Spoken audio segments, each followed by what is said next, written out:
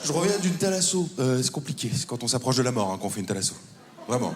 Ah bah, si les vieux font ça dans des termes, c'est parce qu'ils s'approchent du leur. Enfin, je veux dire, voilà, mais c'est vrai. La thalasso, c'est plein de vieux et plein d'eau. Les vieux adorent l'eau, ça se mélange avec tout, donc ils en profitent, ils sont là. Ça squatte les jacuzzis. C'est les premiers dans les jacuzzis, les seniors. De toute façon, ça se lève toujours très tôt dans la nuit. Ça croit que ça va claquer, donc 5h du mat. Oh, vivant et ils profitent. Donc, se foutent dans les jacuzzis, ils bougent plus de là de la journée. De dos, c'est des chauves dans de l'eau qui bout. On dirait un pot au feu. Ça a parfois la même odeur. Et ils sont là. Ils se baladent entre légumes, là, à deux. Avec leur peignoir. Pour eux, c'est comme une seconde peau, mais en plus lisse. Et ils profitent de tous les soins de la thalasso, les gratuits, les payants. Parce que jacuzzi, gratuit. Sauna, hammam, gratuit. Je vais pas trop là-dedans, moi, parce que les seniors adorent faire des siestes n'importe où, y compris là-dedans.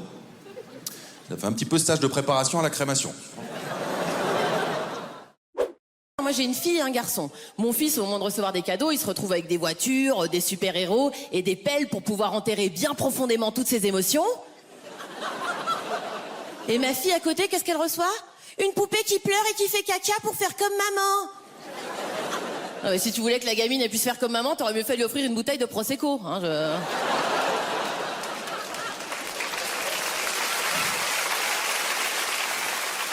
Avec des cadeaux comme ça, les petites filles, on les destine à devenir des bonnes petites ménagères bien soumises. Mais dans ce cas-là, on pousse le délire à fond et on leur offre un kit pour apprendre à tirer des pipes. Ouais, non, je sais ce que vous pensez quand je dis un truc pareil. Quelle super idée marketing! Je sais, je me suis dit que j'allais essayer de vendre le concept à Barbie. Hein? Une petite Barbie fellation, ce serait super.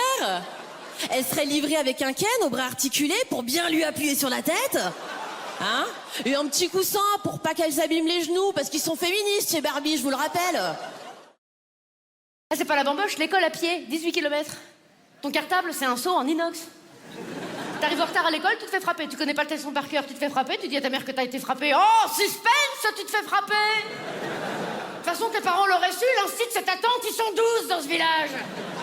Alors 12 dans le village, au niveau des mariages, tu fais comme Thomas Pesquet, t'essayes toutes les combinaisons. Ah, mais bon, au bout d'un moment, ça tourne en rond, un Rubik's Cube de consanguinité, là-dedans.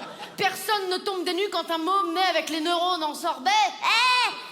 Bah moi, mon oncle, c'est ma tante. Bah oui. Ah, au bout d'un moment, ça brasse, qu'est-ce que tu veux que je te dise? Dimanche, il fait beau, on ira être tard. Allez, bim. Et tu verras, les sports de riches, souvent, il y a des accessoires, il faut des trucs. Le pire, c'est le polo. Il faut un cheval. Tu as déjà dit à quelqu'un, tu peux me prêter ton cheval? J'ai une partie de polo. Qui dit ça dans la vie? Et si t'as pas de cheval, il te jette dans l'eau en slip, tu fais du water polo. Et t'as 5 mecs qui essaient de te noyer parce que t'es un pauvre.